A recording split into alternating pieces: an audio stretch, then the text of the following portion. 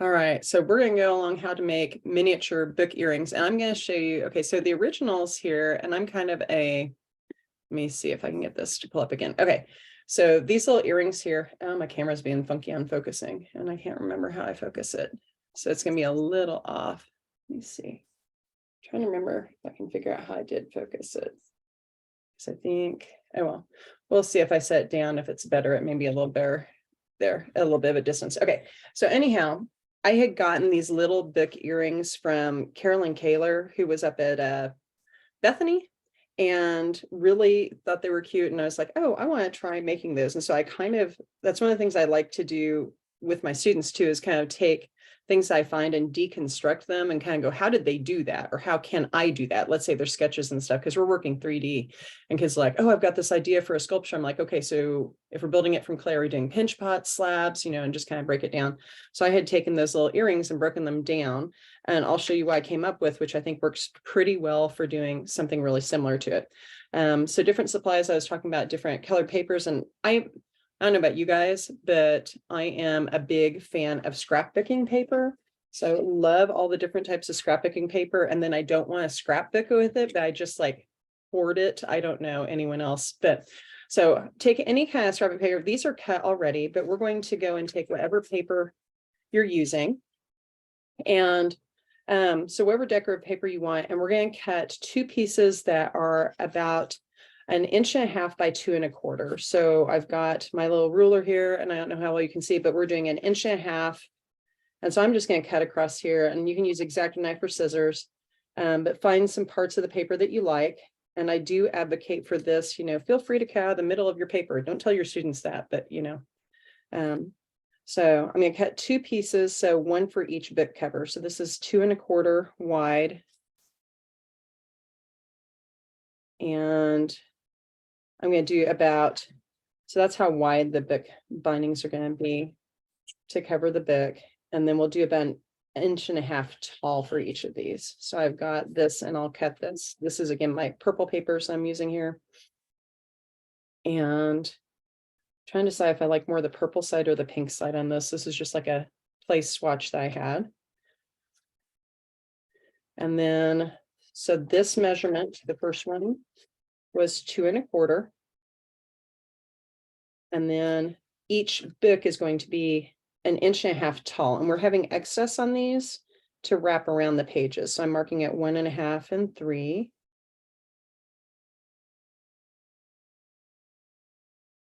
This is a project I think you guys could do with kids and adapt. I mean, obviously, I think a lot of you have done accordion books with kids, but some of these measurements, I mean, even with the high schoolers, when I tell them, 1.25 inches or 5/8 of an inch, they kind of look at you like they don't know what that is on a ruler. So it would be a really good measuring project.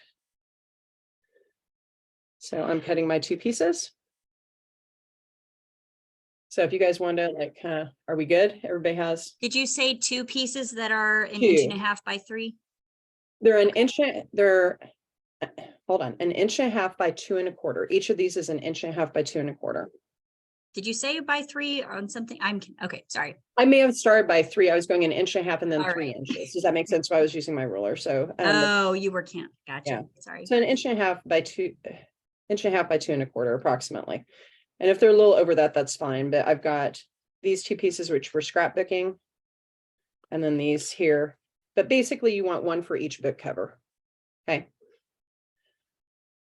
So this will be the book cover, and then we're going to switch to whatever your heavier paper is. This is tag board. Let me switch around. So this is tag board, which is pretty much like if you have like a cereal box at home, that works. When I've done tag board with kids and wanted them to have really clean tag board, went to Dollar Tree and bought like gift boxes. You can get like 2 plain gift boxes for $1.25, and then I give them each a half. So that's like 4 students, I mean, like if I'm giving them for mobiles or something like that. But this is watercolor paper, which actually is a nice weight. So it's just a heavier watercolor paper. This is 1 inch wide. Okay. So we're doing, or 1 inch tall. Okay. And then for each book, I'm going to measure 2 3/4 of an inch wide. So this is 3/4. And I think I'm trying to figure out going back and forth. And then I'm doing a 1/4 inch. So I'm going to go, maybe it'll help. I'll come back to this, but I'm going to share screen for there. So this maybe will help. Let me know if this is a little bit easier. So, okay. So there's the papers and supplies. So this is the step I'm on right now. They're 3/4 of an inch by an inch. For each book, you need 2 pieces of those. And then you need 1 piece of a 1/4 of an inch by 1 inch. So if you can see, is that looking okay for share screen, Katie? Okay. So for each book, 2 of the 3/4 by 1 inch tag board watercolor paper, anything that's just a little bit stronger than regular paper. And then you need a 1/4 of an inch by 1 inch. That's going to be your spine. So I may go back and forth between the overhead and that. Is the presentation a little easier to kind of see?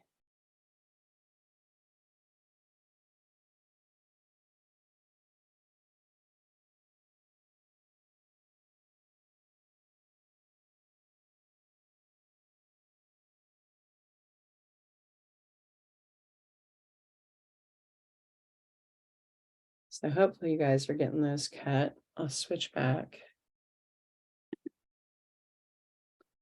Okay.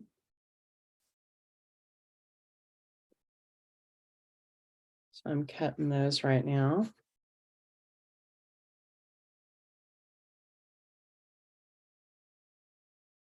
Oops.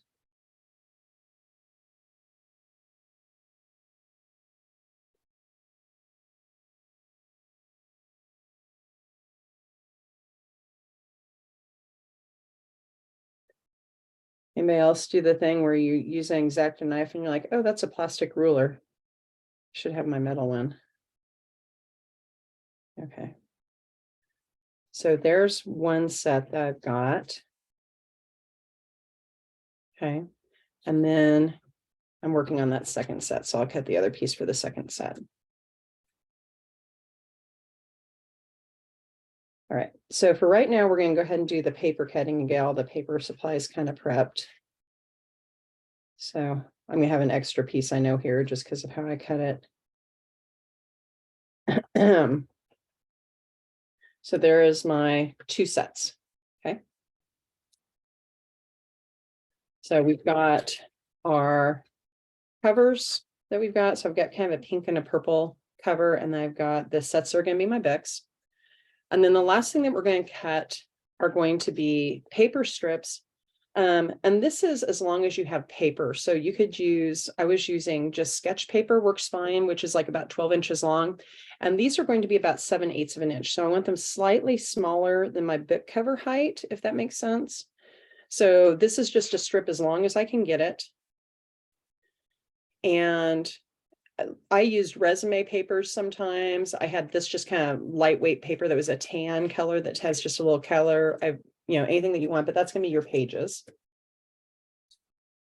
And so you're going to cut 2 of those. So each of these is going to be pages for a book. So you're going to need to cut 2 strips of paper that are just less than an inch high and however long you have available. So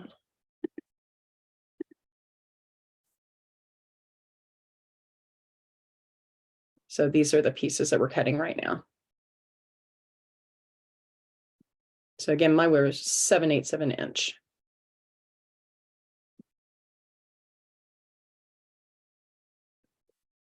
And once you've got that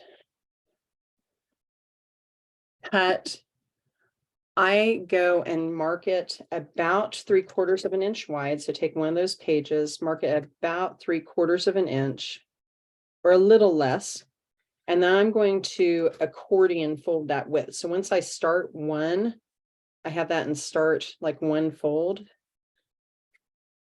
I'm just going to go back and forth and fan fold it. Okay. And I try to keep these neat. I actually, when I was making books like this, I did just a whole bunch of them. So I had strips kind of made. So we're going to fan fold just kind of like that. I'm just using that 3/4 measurement to kind of like help mark my lines. So you can see we're kind of doing that fan fold and just back and forth.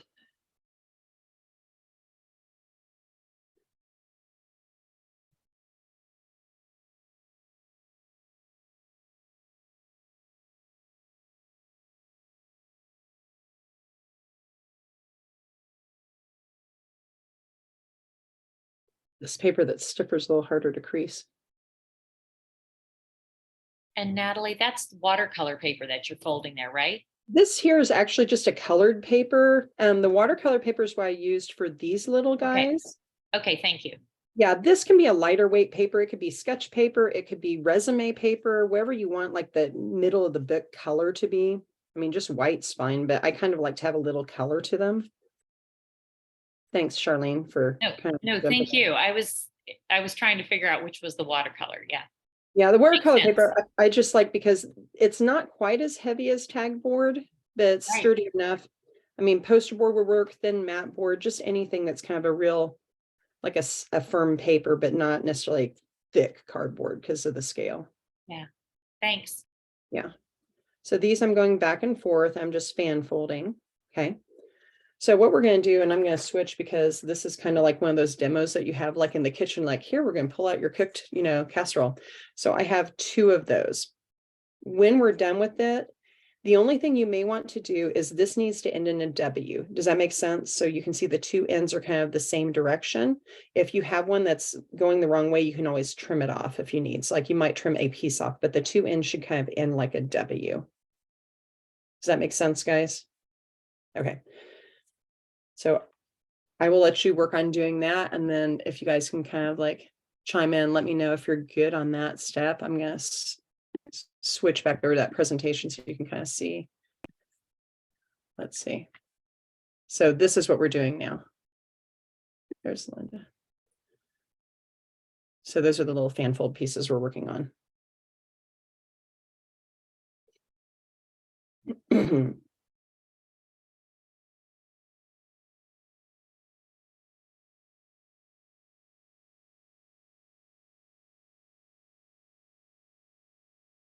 But this paper, Charlene, I think this was a resume paper, like where it has a little texture in it that I have in the slideshow that I was showing.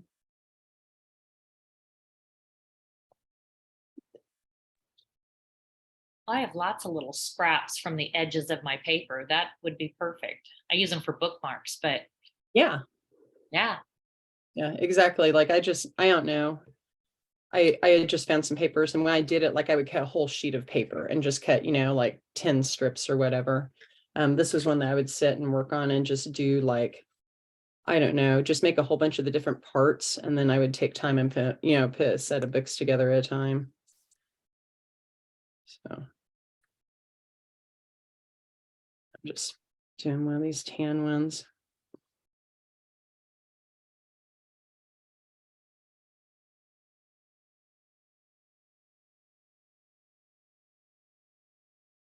So I think what I'll do, if that works okay, I'm sitting here looking, you guys tell me, but I've got the presentation up on the shared screen, but the smaller screen also has me working. So is that a good way to do that? What do you think, Katie?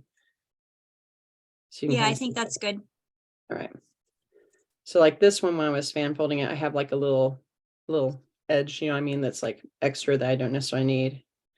And I'm sitting here going, okay, well, with this W, I need to cut this whole strip off here on this one because I've got too much. So I'll just take my X-Acto knife and cut that.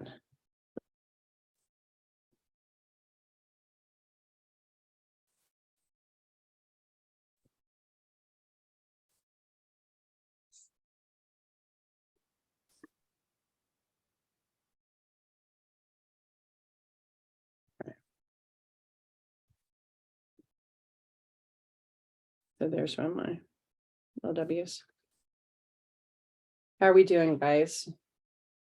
We good for the next step? Everybody have 2 of those? Okay. All right. Thank you. Okay. So if you guys are good, the next step is where I'm going to go and switch. I like Mod Podge. I'm using matte Mod Podge, but you could use Elmer's glue. I'm going to just kind of open this, and I'd shaken it. So I had it. Let's see if I can show you. I put some on the lid, like deliberately kind of let it shake onto the lid. And I like to use a brush just because it keeps your hands a little neater. I'm going to show you this arrangement. Okay, hold on. Come on. There we go. All right. I'm going to go forward a little bit. So for each one, we're going to be putting a sheet of paper face side down. And then you're going to be placing on here 2 of the little bindings. So a front cover and back cover. And when I place these, so this is in the video, but you can kind of see in here, I'm gonna leave just a slight gap, but when I apply it, if you're watching in the camera section, I use a brush. I'm gonna put a thin layer all the way across the paper. And then I also like to brush onto the mat board that I'm using. So I usually do the middle piece first. I'll put a little bit on here. This paper is curling, it's being fun. But I'm going to place it in the middle there. And then I'm going to go on to the next one and put the front and back covers on. So I want to leave an edge around it. These are going to be in the middle. I'm going to place this down, but when I place it, I'm leaving just a slight gap, which you can see in the image. And that's to allow this to fold. It's just kind of like if we were scoring. So I've got this down here. I'm placing one. You guys can see kind of in the camera, and then I'll do the front cover. Kind of like that. And if they're not perfectly placed, that's fine. So this would be one piece I've got started. Okay. And I'm leaving, just like I said, it's a small gap. It's like a 1/16 of an inch. But you can see it kind of in the picture. And then from there, I might go over the edges with the glue or the Mod Podge, and I'm going to fold the corners down to cover it. And this is where I really will kind of crease it. So I'll take my corners, this is in the video, folding down, but you can see it in the image, and work those down.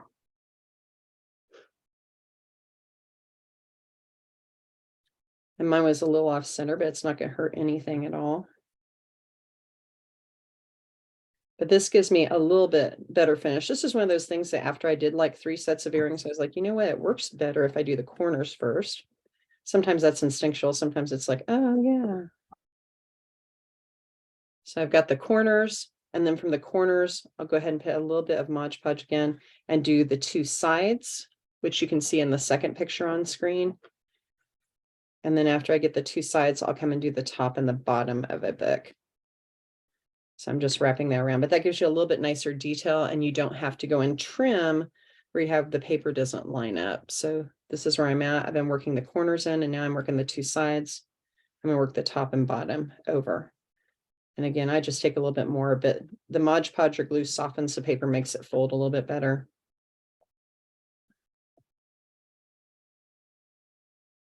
And see where some of my creases are better than others, but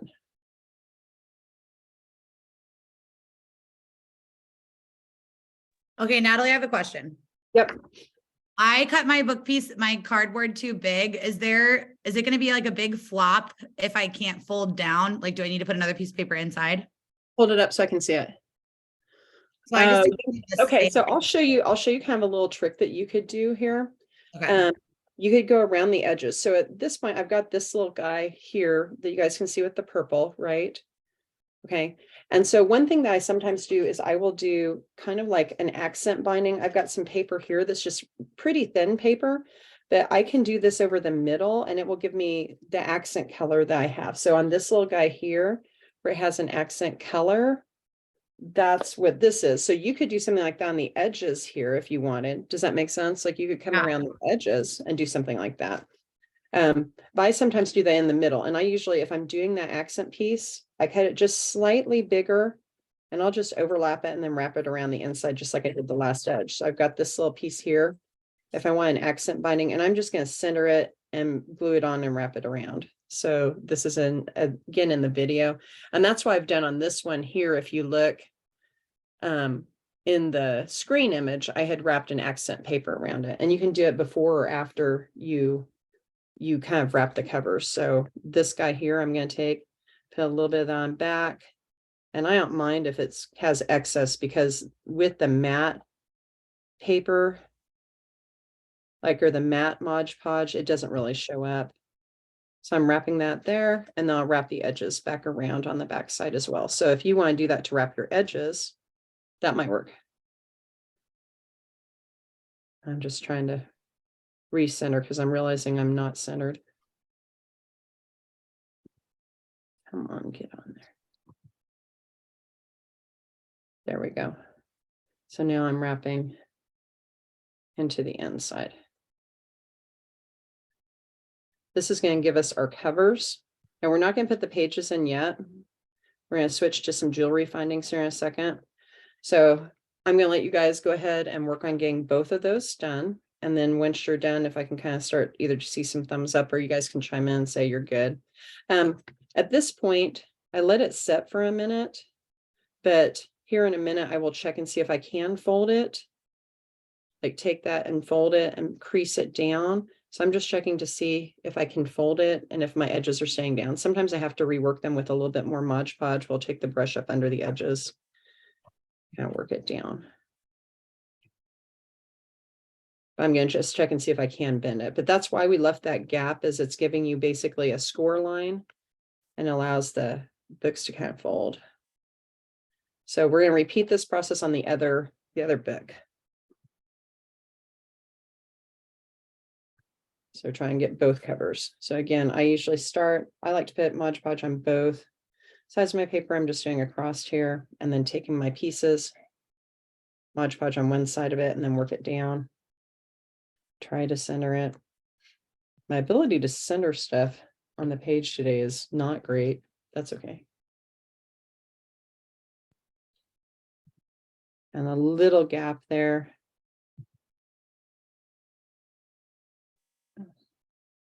This one also on the back. I just found if I do both sides, it sticks better. I don't know if anybody else has played with Mod Podge, but if I brush both sides of the paper, it sticks to it better. So there's that. I can come back again, do my corners, a little bit of Mod Podge in there. Pull my corners down, then I'm going to fold my edges over. So corners first. This gives us a nicer finish. That way we only see color of the paper and we don't ever have exposed back of our paper. And Katie or Alyssa, if you guys see anything on the chat box, I can't see the chat box at the moment. So Somebody did ask if we could switch back to your demo. Sorry, Alyssa. okay, I can switch. I'll stop sharing, go back over. Okay. So this is here again, and I apologize, my camera is being a little bit weird on focusing. So again, I've got the 3 pieces spaced on there, corners going over. And then once I've got the corners, I go and bring the edges in too. And I just like to put extra Mod Podge just to kind of help hold it down. So this is my second book. And if I switch the order and do top first and bottom and then do the sides, that really doesn't make a difference. And then coming back here, the 2 sides. It just finishes the edge of our book. That's why we're wrapping it. Okay, so I've got, that's that little book. And if I want to repeat that binding, I'm going to take some of my, I don't know, decorative paper here. When I was using this decorative paper on the ends, what I have, I think is I'm using a like banana leaf paper. And it's kind of like a tissue paper, but it has a little texture to it. There's just some paper I had around that I liked. And for that accent spine, again, I'm just going to go over. It's an accent, so I'm going to go over that with an accent piece. And this is absolutely not necessary. It's just something I kind of liked. It gave kind of an old school book binding look. And then again, bring that around the edges if you can.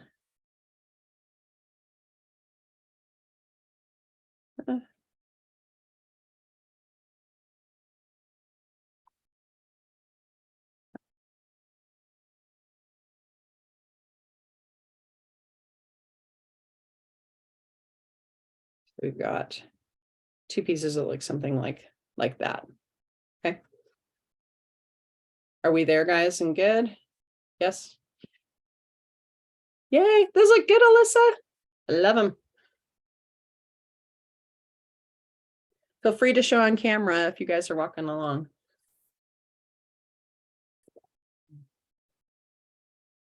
The hard part to know is just like where everybody's at. I would be looking around the room and stopping in between if we were doing this in class. All right. Let's see. So from here, we've got the covers kind of started. We are going to put the pages in, but before we do the pages, we're going to come back and work on our jewelry findings. So, I'm I've got materials like all over my desk here, so, which you can't see. If you've worked with jewelry before, there's different types of pliers. You got flat nose pliers, round nose pliers, cutters. Okay, I'm gonna move my X-Acto knife so it doesn't roll into me. But you'll need either wire to make the finding, or you'll need eye pins. So I'll show you what they look like. Eye pins can be purchased. And if you need to do some of the jewelry later on, you can, but you really do need to have at least something in the back of it. So these are eye pins. They have a loop on one end, and then they're a wire. I apologize because I know it's a little, that camera. Boy, I wish it would figure out how to focus it a little bit better. But so those are eye pins. And then you're gonna want some sort of jewelry findings for your earrings if you're doing earrings. Although I had somebody the other day that did a book necklace. So they were just kind of doing a loop at the top. So these are fishhook earrings. They're pretty easy to work with. If you have any earring findings at home, feel free to use those. And one of the things that I did, if we're making I'll show you how to make, if you just have wire, I'll show you how to make an eye pin. And why we want the eye pin is it has the loop at the top. So that loop we can go and have the earring hang from. Okay, so I'll show you how to make one if you haven't before. I'm going to trim a length of wire, probably 1.5 inches, 2 inches. I always like to have excess wire. And then to make the top loop, hold on, I'm on camera. So we're going to take this, do a 90-degree bend and have it a little extra wire. So I've got a 90-degree bend. Okay. I'll try and make that so it's easier to see. And then I'm going to place my round nose pliers over here. And I found I switch between hands. I start holding it with my right, and then I work with 2 pairs of pliers. So to make a loop, you have to have the bend first, and then you take your round nose pliers and wrap the wire around it to make a loop. And I usually wrap around the top first. I can tell a mistake I made was I didn't give myself enough wire here. So I'm going to do this again. I'm going to get a longer piece of wire just because I didn't give myself enough length. I'll show you how to make that eye pin, basically, if you're making one. So if anybody's making an eye pin, you can make fish hooks too. So you can shape fish hooks, and these would be shaped around like the thicker part of these, or maybe a pencil. So again, I'm going to bend one end.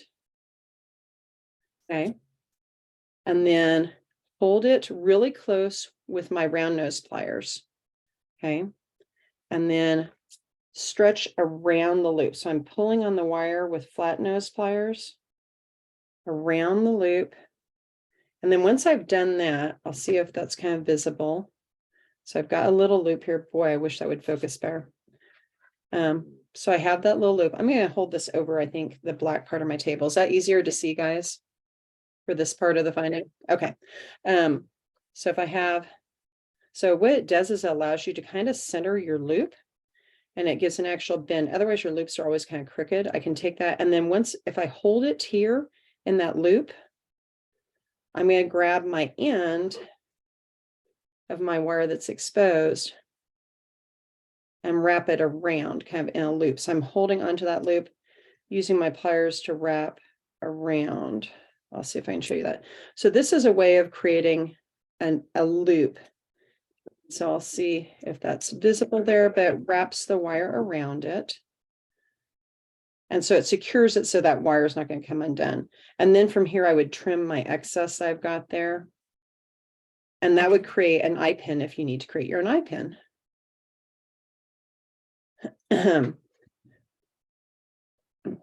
If you're feeling really ambitious, on some of my earrings, when I was making these, I made findings. I'll see if I can find. I've got some, they're just like in a silver. Here we go. I'll switch to silver. So these had an eye pin, if you guys can see those, and then it has a double loop on it. So it looks something like that. And what I did was I used an eye pin, and then I had a long eye pin, and the back end of it, I made a longer loop. So it's got a hole on both ends. What that allowed me to do for my earring example, this one here, is that I could go and hang something off the top and bottom. So I could have the earring at the top and I could have an embellishment at the bottom. So if that's something you want to try, you need to have some sort of eye pin or something that we can have in the back of it, because we're going to glue these in place next. So that's the next thing. I'm going to kind of move this out of the way. I think I'm going to switch over to silver for the earring demo that I'm doing here. I have just a box of your random findings.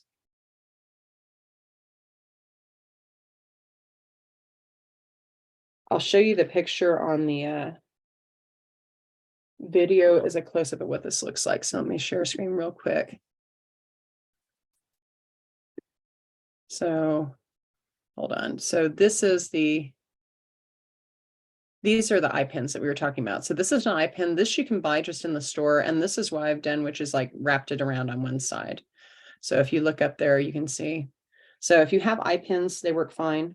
And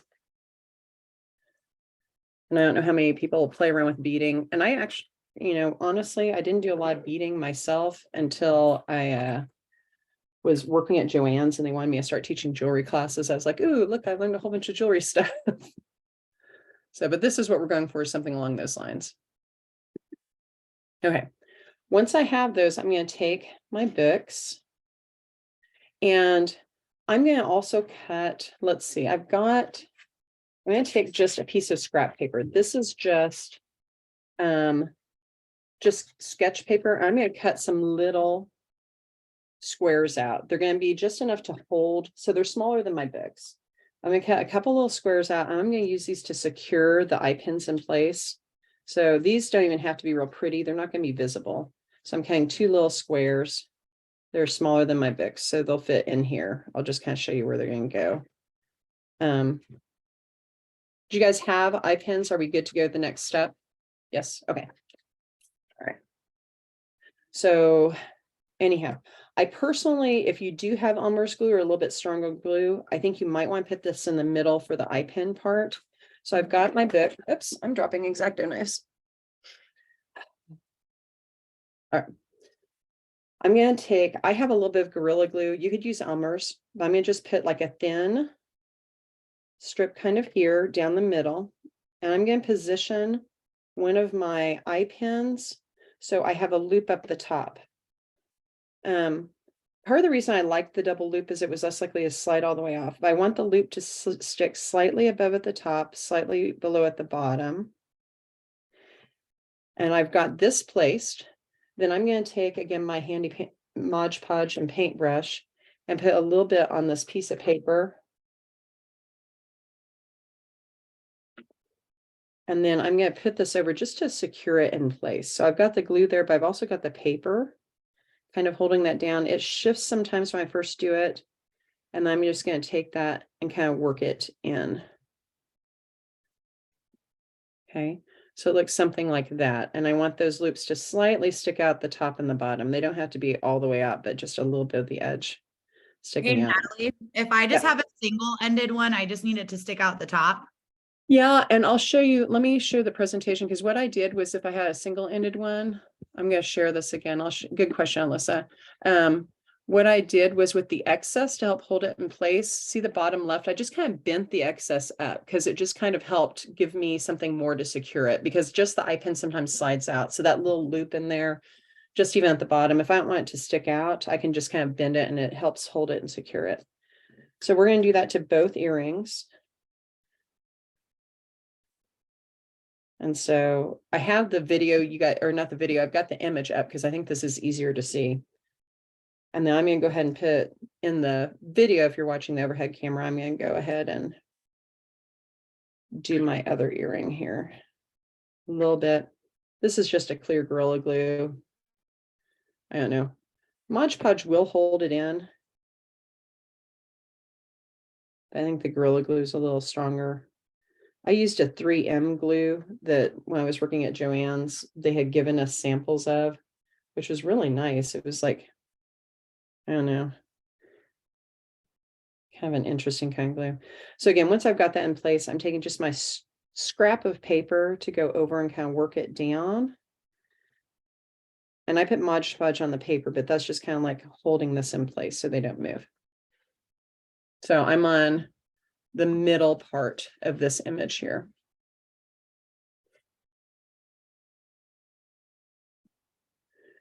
And I would let these set for just a second for the glue to kind of have time to set for a minute.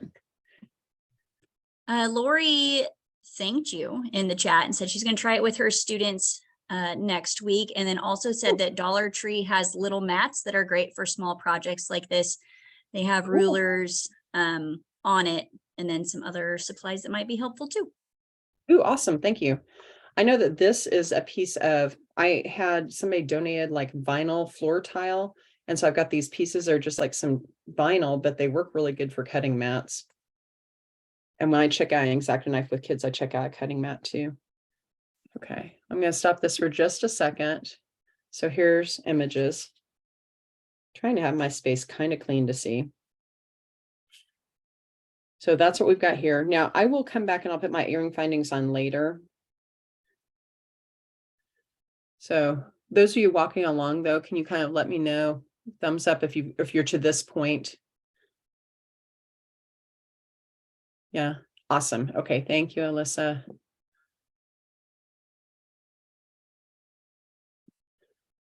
Thanks, Lori.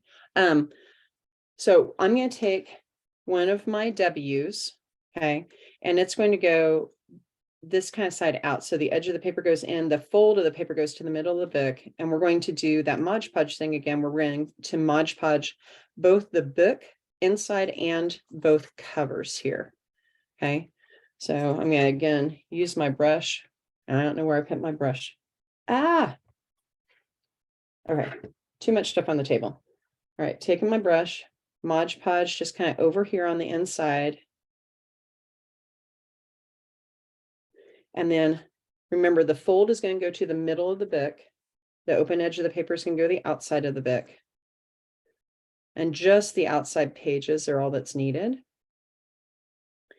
And I might squish this down. I usually put one side down kind of first. I line it up so it's just inside. If we scaled it right, it should be just inside our book.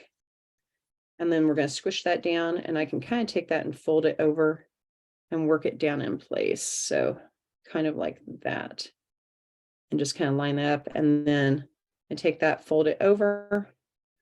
And at this point, I might take something to kind of set on top of there. I'm going to take a pair of my pliers to hold that down so it can kind of start to fold into place on one of those. And then I'm going to repeat that on the other. So I'm going to do the share screen again so you can see it. I did it kind of live, but I'll show you the image of it. So this is what we're doing, is that last part. Again, Mod Podge a little bit with your brush, both sides of the book. So this is in the video part.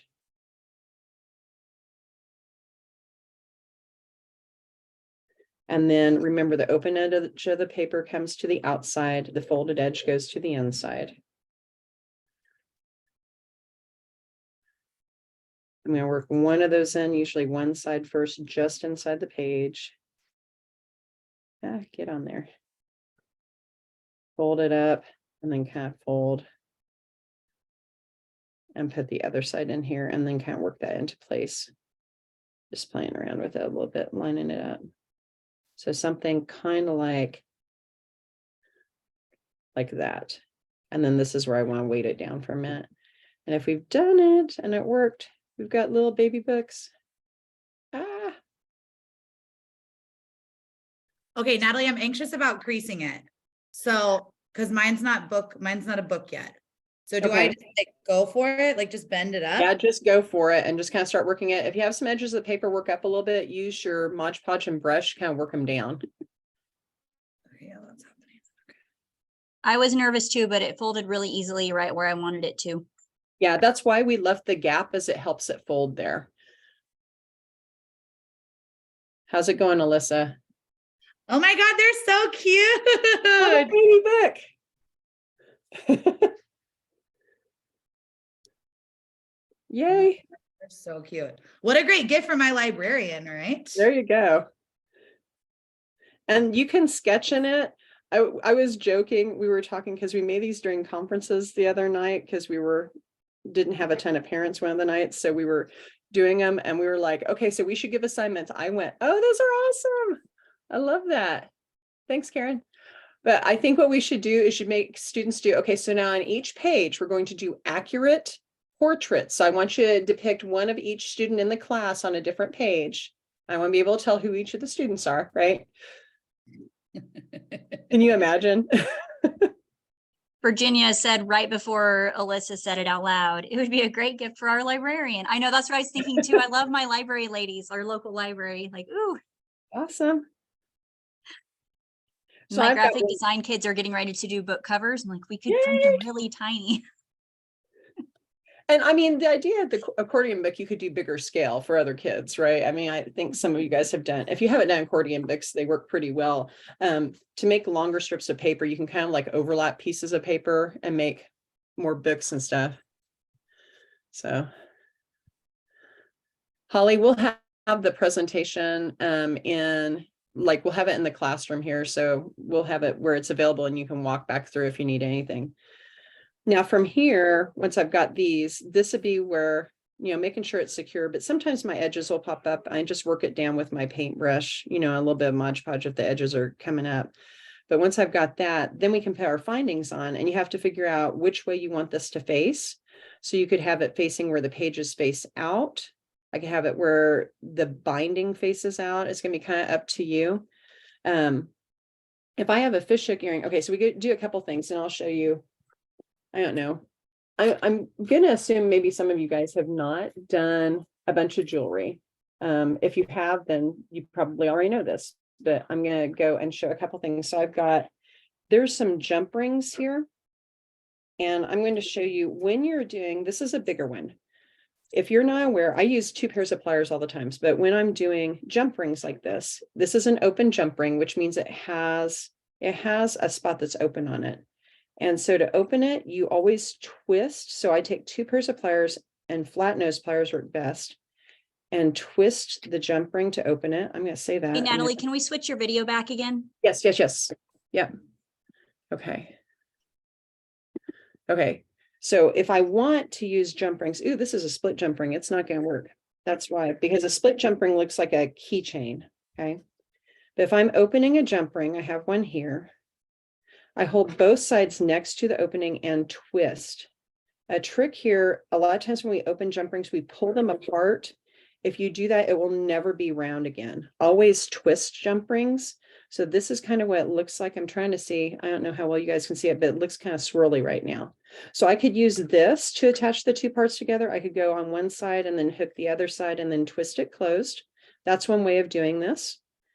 And for those of you, if you see your glue still moving around, you may want to wait to do this a little later, but I'm trying to kind of show how to do it for those of you that are ready. So that's that open jump ring and it's twisted. On my fish hook, if I'm using a fish hook earring like this, it actually is open. And so I can hold it with my fingers and twist that loop. I don't know. Let me see. But one end is open. And so I twisted it open. And again, that's the key to it, is twisting it. I'm going to see if I have a picture of this on my slideshow real quick. I'm trying to see if I have, because I apologize. I don't know why my camera is not focusing. Okay, so I have them there. Okay. And again, it says twist it. There's jump rings, but again, you have to twist it. I wasn't able to get a photo of it twisted. But again, if you're opening any loop, always open it by twisting it. And so for this one, I used jump rings on the bottom. And then I found some little embellishments. I had some jewelry stuff. Oh, Alyssa, that looks good. Yay. And then the top, I also used a jump ring, but you can just open the eye pin. And on mine, I'm going to stop this. So the one that I've got, I twisted this little guy open. And then I'm sliding him on and then I'm going to twist it back closed again. Oops, he slid right out. So I'm going to twist him back closed. I'm just using again my pliers. I'm going to twist it. All right. and just kind of make sure it's nice and flush and I don't have a big opening. But the fishhook earrings are kind of deceiving because they usually have a little kind of wire spring thing on them, and it hides where they open a little bit. Okay, so we got something like this, and these are going to be hang open. So I'd want to make sure the other one probably hangs the same direction. But if I have my loop hanging through the bottom, this one pulled out a little bit, so I need to let it dry. But then this one, I can add something to the bottom if I want to. Don't have to. You can embellish it. So I've got like some gel pens. You could go and draw on it. This little guy here that I got from Carolyn Kaler had like a decorative paper on it, and she'd stamped on it, I think. So whatever you want to do to kind of embellish them, but.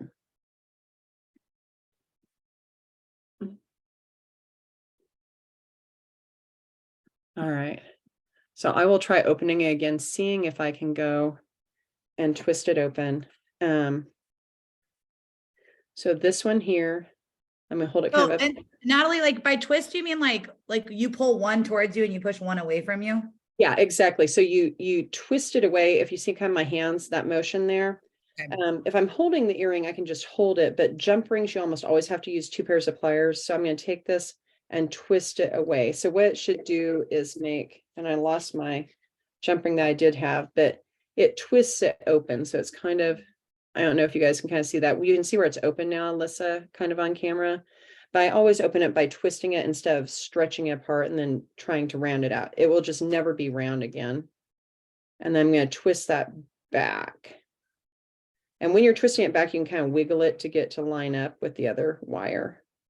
But then there's my other Bic. So this guy that I twisted, and I really emphasized him, you can see he's all swirly now. He looks like really twisty.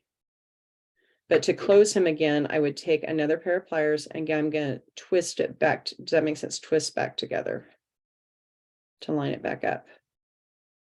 So again, when you're opening it, you twist it apart, hold with 2 pairs of pliers, twist apart, and then twist back together. And Lori was mentioning Dollar Tree as a resource. Dollar Tree has pliers. We bought pliers for every student during COVID. And so each of my sculpture students had a pair of like Dollar Tree pliers that we just sent home. But that's that other jump ring. So I had closed it again. You can see it's kind of closed now. But however I want to embellish them is fine. I know my glue is still a little bit wet. So I think before I do anything on the bottom, I'm just going to let them set and let the glue dry a little. And I like to kind of set stuff on it sometimes to hold it closed a little bit more. But at this point, this is where kind of embellish and then ask if you guys have questions. Yeah.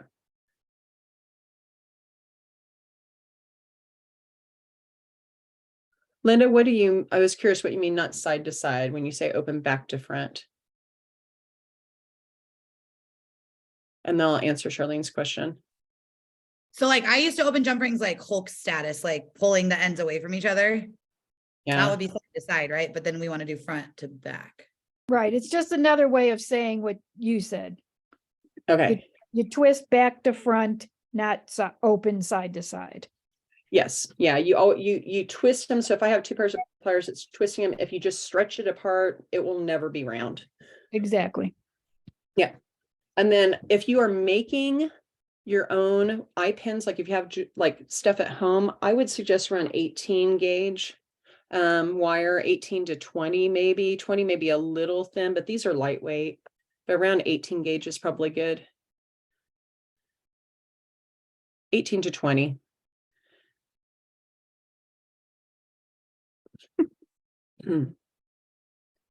So anyways. All right, hold your little earrings up. Let me see them, Melissa. So cute. Oh, I love your little heart. What'd you put on the front? I cut out a paper heart and then I had some gemstones. So I put a little gemstone on there. I love it. And How's these yours might going, be Katie? gifted to my librarian on Monday. I didn't follow the directions on the measurements exactly. I just sort of eyeballed it. So I think mine are bigger. Well, I mean, mine, honestly, the size that I got were even smaller than this, the original ones. Mhm. And I was like, oh man, I don't think I can work that small. Yeah, try to fold it. It's hard to fold small. Yeah. I have, Lori, when you go do it, I have the Huh? measurements in the presentation. Oh, So okay. if you can help clarify, and I know that Katie will publish it, but the presentation has all the measurements I used. Okay, great, thanks. Yeah, I just eyeballed it. So mine are kind of big, but they could be cute, two very cute little necklaces. There you go, exactly. Make Yeah. it as like a pendant necklace, so. Yeah, you can make like a whole set with it, with the necklace and the earrings. That would be cool. Yeah, like make it bigger for the pendant, probably a little Uh-huh. bit. Yeah, This was just kind of, I mean, it wasn't a standard size, but it gave pretty good proportions when I was doing it. Like I said, it was one of those years I was like, I'll make some stuff for conference. I'll make book earrings. And then I'm like, I'm gonna make 30 pairs of book earrings. So I was just like, I made an assembly line and made like, oh, here's all the covers, here's all the little inserts for the page, you know, the pages. And I just kind of did it assembly that way. it's very, it's a different way to use all those scraps that you have in the art room. I love that, instead of like doing collage or mosaic or whatever. Yeah. Yeah. Because I'm elementary, any idea on durability if we made them slightly larger? I'm thinking, because my kids have a hard time with anything very small. So, 2 to 3 inches, like a keychain. Do you think these are pretty durable if you like Mod Podged them good on all sides, or even close the book up? I mean, Yeah, I think you could also, one thing we were talking about when we made these, we were talking about taking like a piece of ribbon and gluing it on, and then they could tie it closed with a piece of ribbon, like if you had some little ribbon. So I think that would help for the durability. The other thing I would do too, Charlene, is I was using the watercolor paper, but I would actually use tag board for something a little bit bigger.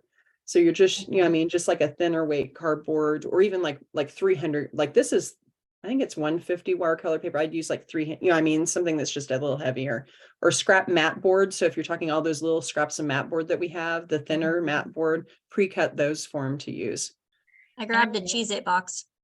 Yeah, perfect. Yeah, it's working pretty well, and good. I'm even thinking like the wider washi tape or the duct tape, using that, just because that would be about where my kids' skill would be, just, wrapping and pressing, and they get thrilled with all the patterned tapes. Yeah, I think that's a great idea for the washi tape. That would be good for like your accents, or yeah. Little Okay. stickers they could use too for decoration on the books, if you had some little stickers for embellishments, Mhm. sequins, buttons. Be a fun art club thing to do. Yeah, Yeah. I like that. Thanks. Yeah, and this is, you were saying marbled paper, like marbling would be great. This was like, I was making my art appreciation had to do paper swatches to use for a collage. And so we were just trying paint techniques. And this is one where we scraped with like a credit card just across the page. And this is when I was like, ooh, it's kind of pretty. I kind of like that one. So.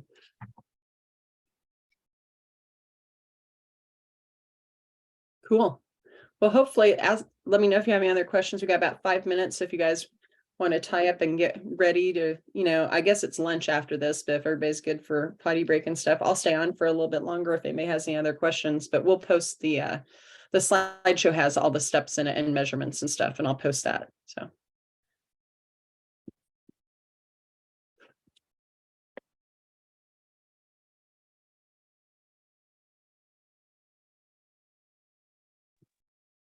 Well, if no one else has questions, I'm going to pick your brain for a minute, Natalie. I've never had jewelry, never done anything. So I have none of the tools. So if I were going to go out and buy, just for me to experiment with. So, I don't want huge expensive ones, but probably more than Dollar Tree. Yeah. Would you suggest Joann's or Hobby Lobby about the same, Michael's, or should I just order them from Dick Blick or something? You could order them from Blick. My favorite jewelry supply place, if you actually really get into jewelry, if anybody's doing, and they have all sorts of stuff. So for like casting and stuff like that, is Contenti, Contenti. When I was buying stuff, they have like sheet metal if you're doing forming, because I do cold work with my students, but I don't do any torch work. Okay. So I have them cut sheet stuff there, and I like that site, but they also have like some cheap tools. But I would say you'd want minimum flat nose pliers, a decent pair of flat nose pliers, round nose pliers, and good cutters. Okay. And a lot of places will have like a little kit. Like I have a kit that has, like you can put it in it, it like folds together and zips shut, that has my good jewelry pliers. So these are actually not my best jewelry pliers. I have some that are a Yeah. little bit nicer. But I got like a kit like that, and that's just what I use for my jewelry. And then I love, see if I can show on here. I have like these guys that I just put all my stuff in. So I put, this has earring findings. Like I said, eye pins you can find, and the difference, there's eye pins or head pins. Head pins look like our old style sewing Right, pins. right. I mean, yeah. And so those you can make into dangles. You can put beads on it, and then you can put that and hang it off at the bottom. So there's a lot of things you could play around with it. But the eye pin, you need at least a loop so you can hang whatever it's hanging off of on the top. Okay. And I see Bova says Michael's is pretty good too. So, I worked at Joann's. I got a lot of stuff at Joann's. It was Yeah. actually terrible because you'd see all sorts of stuff, and then that was, you know, a second job that never makes you any extra money because you're no, always. because you spend it all. When you said you got it at the Dollar Tree, so for my elementary students, if I wanted to do a club or something like this, and I'm thinking of doing leather to entice some boys into the field, you know, the jewelry's kind of girl. So the tools at the Dollar Tree were pretty good. I mean, for like elementary kids. So For these are not bad. I've seen over repeat wear, because we bought, like I said, we bought 100 some pairs of them. You know, to send home with all my sculpture that's students. Dollar this Tree. semester. Yeah, just at Dollar Tree. They do Yeah. have a small cutter in the middle, which is kind of crap. It will cut wire, Yeah. but it's not great.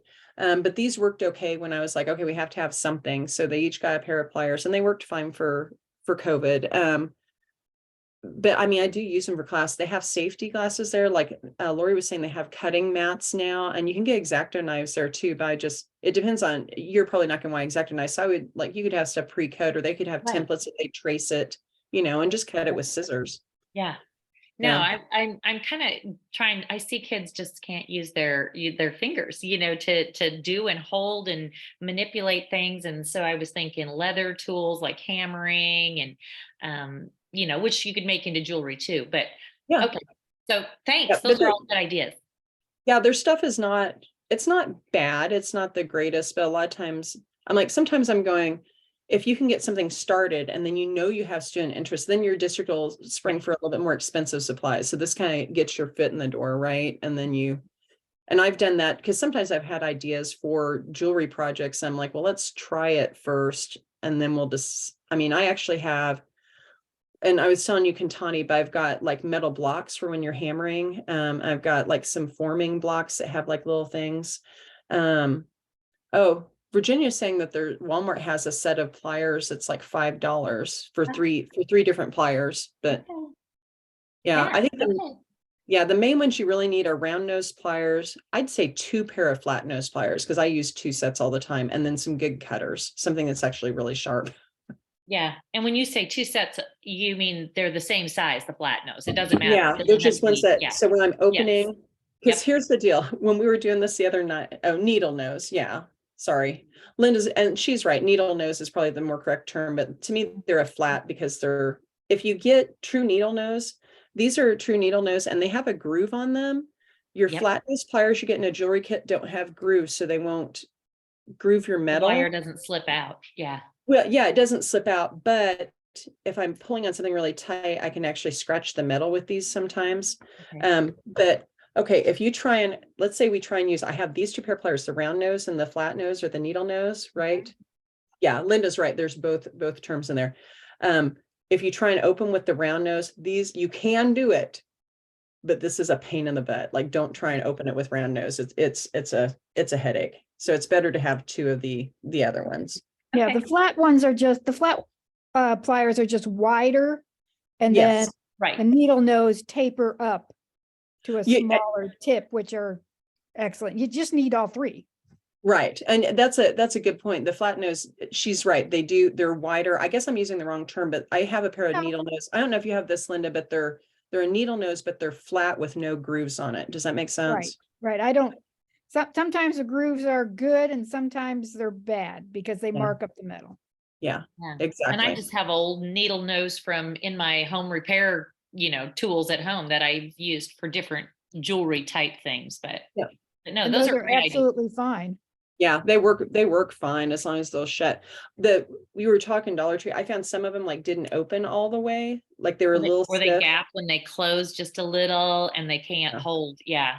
Yeah, or these cutters, I tell the kids not to count on these cutting. You know what I mean? Like if they're lucky, they'll cut, but it never cuts close. They're not a flush cut, they're inset. I'd have to hide all my scissors, just my regular scissors, because they, And your nicer pliers are gonna have the little spring on the inside Yes, between the Oh, okay, yeah. handles. That just, all you have to do is just, it'll open and it'll Opens on its open up own. automatically. Yeah. Yes, Those, yes. that's the nice ones. Okay. it helps. It's easier on your hand. Mhm. Yes. Great advice, guys. Thanks.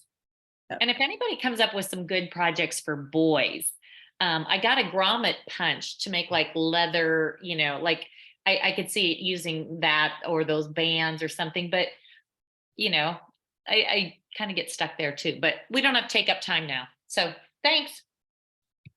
You're good. I mean, it's lunch. So what'd you have for topics on lunch, Katie?